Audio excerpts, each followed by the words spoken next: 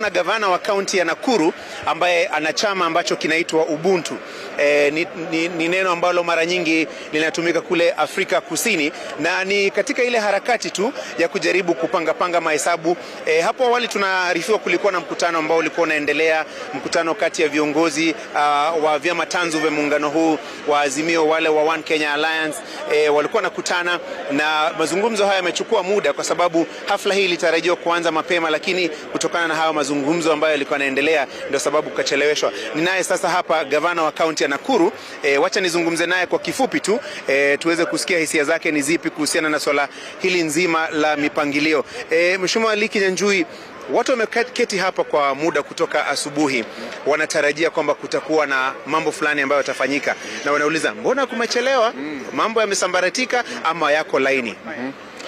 Asante. Ukweli ni kwamba coalition building is not an easy exercise. It takes different parties kuongea, kuzungumza na hatimaye kuweza kuwa na maelewano. Na kama vile unajua mazungumzo ilianza kitambo, lakini tuna uhakika kwamba itakamilika vizuri na kila upande itaweza kupata nafasi ya kuweza kusikika na kuweza kuelewana. Cha muhimu pia ni kuweza kukumbuka kwamba coalition agreement ikishaandikwa sasa haiwezi kubadilika. Kwa hivyo the only time to be able to negotiate and have the best is before it has actually been signed. Na ndio hiyo mazungumzo ambayo inaendelea. Lakini ukweli ni kwamba kabla ya usiku leo tutaweza kuwa tumemaliza mambo yote, na sasa Azimio will be able to launch and also have its candidates, tupate logo yetu na tuweze kwenda kazi. Kwa hivyo it is part of a normal process in coalition building. Na coalition building pia ni kuaminiana, na labda swala hilo la kuaminiana lipo sana, na hata kama sheria imetungwa pale bungeni, lipo swala la kuaminiana ambalo ni la kibinafsi. Hapo napo patashughulikiwa vipi? Unajua wanasema politics is about self interest. Kwa hivyo hata wale ambao pia wanazungumza pia wako na interest zao. Hii serikali ikija kutakuwaje? Sisi tutapata nini?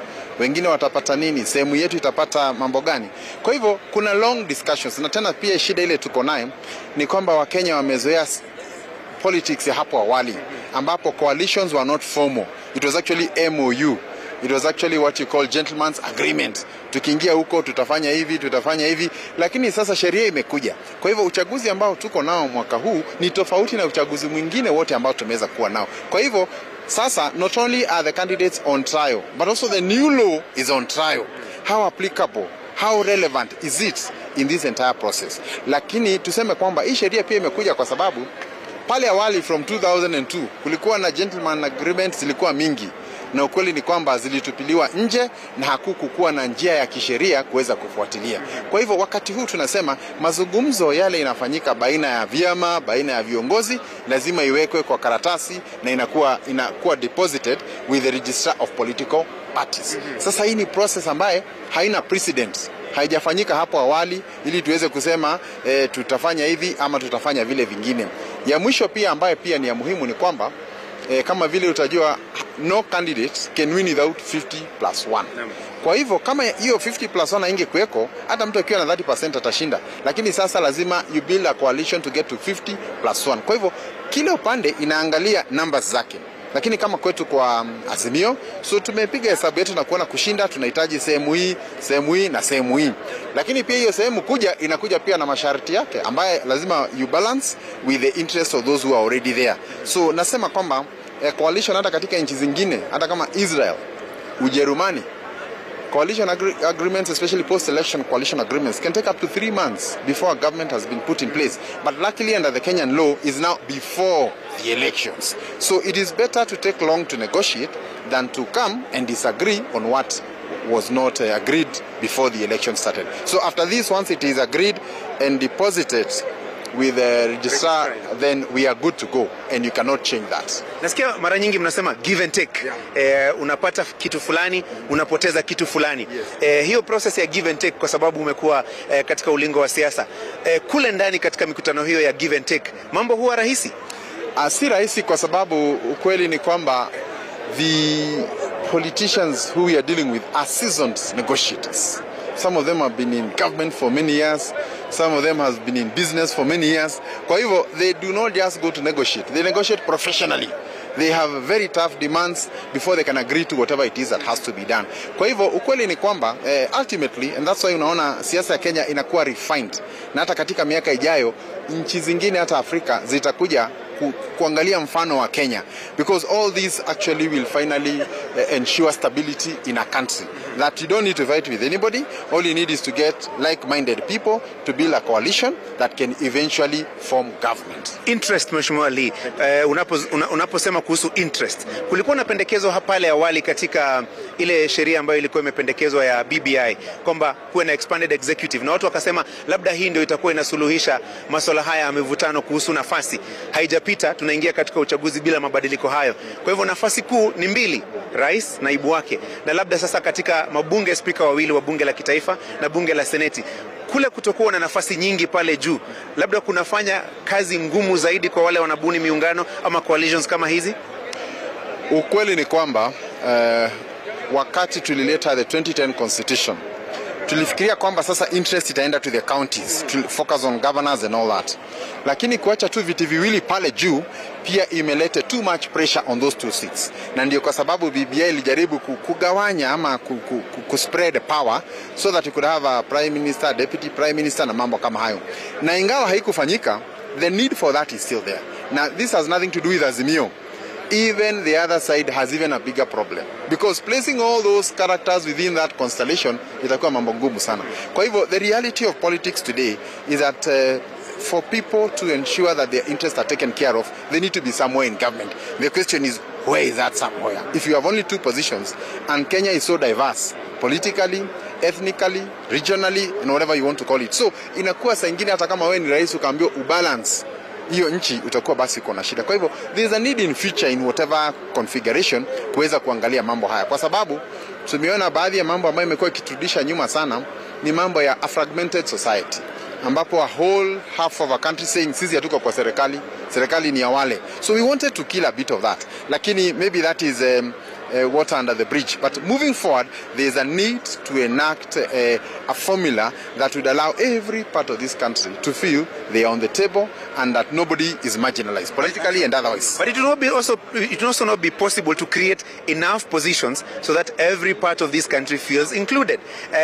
Kama ni nafasi za makabila, jamii kama 40 na hatuwezi kuwa na mawaziri 40 na kwa hivyo mbona isiwe ni sana sana kuhusu mipango ya maendeleo na sio sana sana yule ambaye ako pale juu na kutoka eneo fulani? Development and politics go hand in hand. You cannot succeed in politics without development.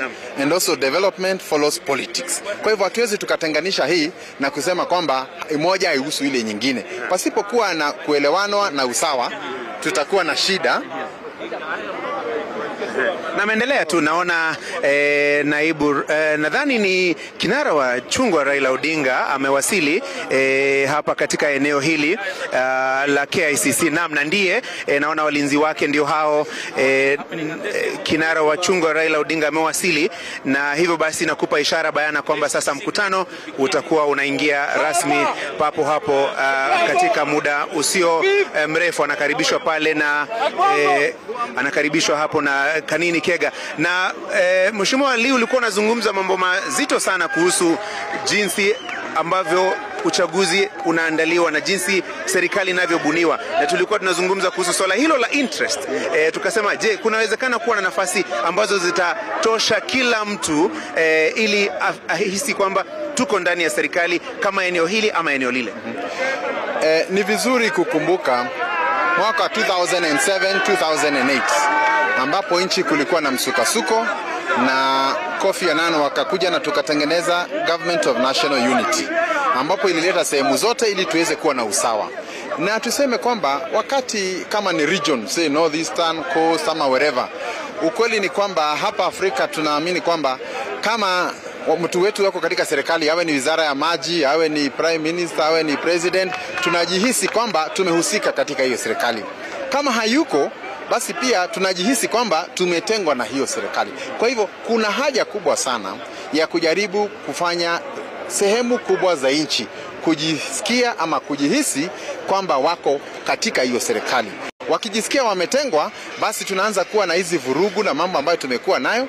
Kwa hivyo si lazima ati kila kabila iwepo pale, hiyo iwezekani, but a demonstration of the need for national unity is very important. Na ya mwisho pia ni kusema kwamba maendeleo na siasa hufuatana. Kwa hivyo huwezi ukasema kwamba region ambayo iko underrepresented pia itakosa mali. Manake bunge ndio mambo inazungumziwa. Katika serikali in the cabinet hapo ndio mambo inazungumziwa. At this coalition building, this is also where things are being discussed and negotiated. Kwa hivyo kila region itakuwa ikiangalia mambo yao. But maybe in conclusion with respect to these coalition agreements from the region where we also come from. Manake tumekubali kushikilia baba na kuhakikisha kwamba tumemsukuma mpaka afike uko juu. It's also good to say that also hata sisi as a region, the least we expect is a deputy president. Ukisema hivyo unanichochea nikuulize swali fulani, kwa sababu nitakuuliza tu kwa sababu wewe mwenyewe ndio umelileta swala hilo. Nitaliuliza kwa sababu unapozungumza kuhusu nafasi, pia kuna yule ambaye anapendekezwa kuwa katika hiyo nafasi. Jina lako limetajwa, la wengine limetajwa. Je, swala hilo unalichukulia vipi unapotajwa na kuhusishwa na nafasi hiyo? What is important is not the individual. When we say interest of a place, we are not talking of a particular person in that region. We are simply saying that, I mean, if you have a population of so much, there's no way you can be missing in some of those conversations. And it is in those conversations that the national cake is actually shared. So we also have a right, just like any other place, to say that we are entitled to some place. But it's not about whether it's me or X or Y or Z. I think that's another issue, because that is convergence of interests. Okay. These positions are convergence of interests. Where do all the interests converge? But importantly is that our region expects nothing short of that. How different will that position be with the current position? Because the deputy president position has not changed. It is the same position that is occupied by William Ruto, who has claimed that he has been an outsider in government. How do you get against having somebody from the region being an outsider in government if that position was to go to the Mount Kenya region? Yeah, so what happens in government, just like in any other institution, if you are talking of, just like in marriage, no, we will come to your wedding, but it's up to you to manage the chemistry along with yourself. So even if we get that position or any other for that matter, it's up to the holders of those offices to ensure that there's a working chemistry between them and whoever they are going to work with. So government is about cooperation, is about personality, respect for one another, mutual respect also for the office. So I wouldn't want to comment about that. But all we are saying is that we need to be on the table where decisions are made, because those decisions affect where a road will go, where a dam will go, who gets appointed where, and those are issues that also interest our people. Because we're also in business, okay? We are also people who would want to see, roads and all those other things allocated. But above all, a good president or a good deputy president must be good, not just for their region, but also for the country. Because you're really serving the nation, just as much as an MP must be good, but also good for the nation. Okay. I'm seeing a lot of movements, an indication that probably President Uhuru Kenyatta should be making his way here shortly. Yeah. But even as he does that, even as we wait for his arrival, let me ask you one pertinent question, because you've been in government as a member of parliament, now as governor. This is the first time that the Constitution of Kenya 2010 is being implemented fully, in terms of the president, the deputy president, the presidential system of government. What is this that the next president, the next deputy president, or the next presidency, if you may like, must avoid, based on what has been the experience in the first presidency under the presidential system of government? Yeah, I think the biggest challenge in my view is balancing of ambition and national interests. If you look at even what the president said in 2018, 2017, where he was saying, let us first finish this and then we go to campaign. So I think all we are saying is, when even at the county level, if you have a deputy or that kind of thing, there's bound to be clash. So I think all we are saying, whether you're an MP or whoever, or a governor or senator, we must always balance between personal interest and national interest. And when you think that your personal interest may jeopardize national interest, then you should know which one comes first. And I think this issue of national interest is a matter that we really need to discuss at all levels of government. Because a lot of the things we are doing now are actually counterproductive. And if we just put national interest first, then we wouldn't have to ask what answer to look for. Because we have unemployment, we have housing issues, we have crime. So the moment we divert from dealing with those issues, to now dealing with what I want to become, then we have a challenge. Presidency or shared, is it a shared presidency or a presidency but in a structured manner? Because there has been questions, is it a shared presidency, is it a co-presidency or the presidency but in a certain manner? The law is very clear. Just like the Bible talks of who is the head of a home, so is it also about the government. It is very clear on who is the head of government. But like I'm saying, it's not the law that is a problem. It is actually how we want to interpret, and sometimes ambition or excessive ambition that could be the problem. Thank you very much. Kinyanjui, Governor, Nakuru County.